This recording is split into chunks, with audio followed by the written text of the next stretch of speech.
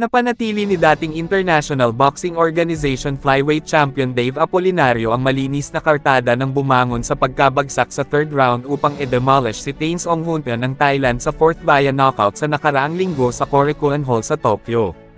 Malulutong nakaliwang straight ang pinatama ng Pinoy na nagpatumba sa tie sa 1 minute and 44 seconds ng nabanggit na bahagi ng bakbakan. Tumayo si Onghunta sa bilang ng referee Yuji Fukuchi ng Japan, pero hindi pinalampas ni Apolinario ang pagkakataon para bugbugin ang katunggali sa pamamagitan kabilang ang kanang uppercut para makuha ang panalo sa nakatakdang 8-rounder fight.